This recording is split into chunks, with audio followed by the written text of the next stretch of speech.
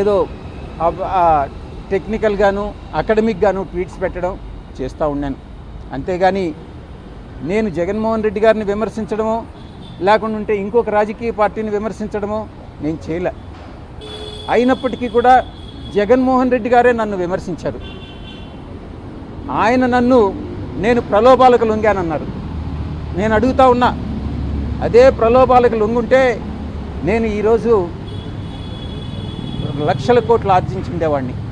నాకు అది నేను నమ్మినటువంటి ఆ వెంకటేశ్వర స్వామి సాక్షిగా చెప్తా ఉన్నా, ఎవరి దగ్గర విజయసాయిరెడ్డి డబ్బులు ఆశించి చేయి చాచలేదు, భవిష్యత్తులో అటువంటి చాచే అవకాశం లేదు అని నేను ఈ పత్రికాముఖంగా తెలియజేసుకుంటా ఉన్నా.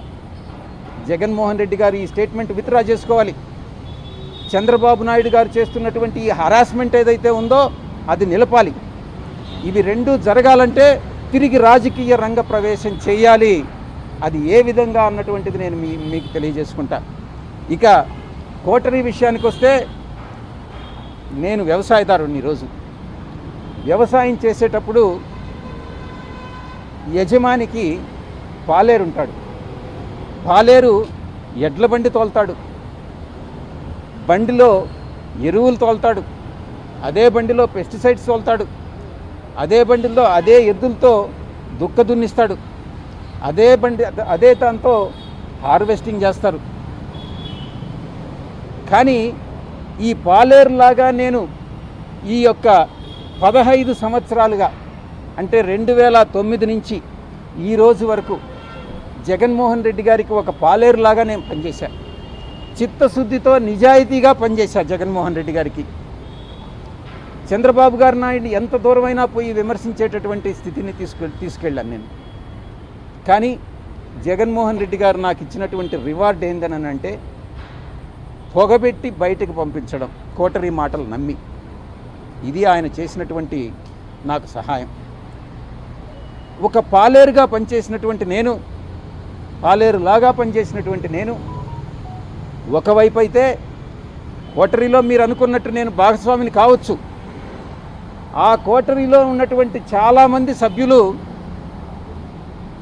పందికొక్కుల్లాగా ఏదైతే జగన్మోహన్ రెడ్డి గారు కష్టపడి పండించి ఆయనకు పాలేరులాగా పనిచేసి నేను పండించి ఆయన కోసం నేను శ్రమపడ్డానో, దాన్ని పందికొక్కుల్లాగా తిన్నటువంటిదే ఈ కోటరీలో ఉన్నటువంటి కొంతమంది సభ్యులు. ఈ రోజు కూడా వాళ్ళు తింటూనే ఉన్నారు. జగన్మోహన్ రెడ్డి గారు చూస్తూనే ఉన్నారు. ఈ కోటరీని నమ్ముకున్నంత కాలం జగన్మోహన్ రెడ్డి గారు అధికారంలోకి వచ్చేటటువంటి ప్రసక్తి లేదు. ఎన్ని పాదయాత్రలు చేసినా కూడా అవకాశం లేదు.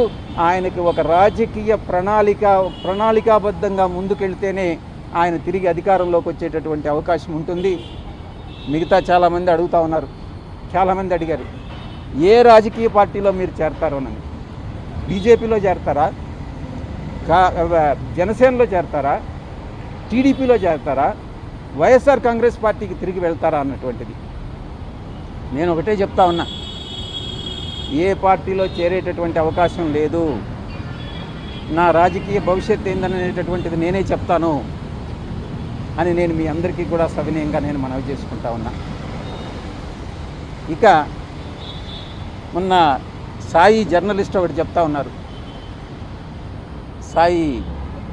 జర్నలిస్ట్ సాయి, నేనేదో సపరేట్ పార్టీ పెట్టి దానికి చంద్రబాబు మద్దతు తీసుకొని నాయుడు గారి దగ్గర నుంచి నేను ఆర్థిక సహాయం పొంది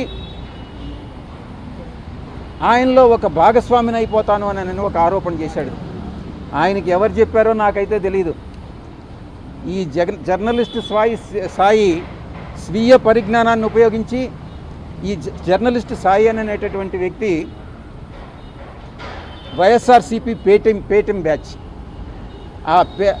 ఎవరికైతే మంత్లీ పే చేస్తున్నారో యూట్యూబ్ ఛానల్స్కి, దాంట్లో ఒక వ్యక్తి ఈ జర్నలిస్ట్ సాయి. నేను ఒక్కటే విజ్ఞప్తి చేస్తా ఉన్నా జర్నలిస్ట్ మిత్రులందరికీ, మీరు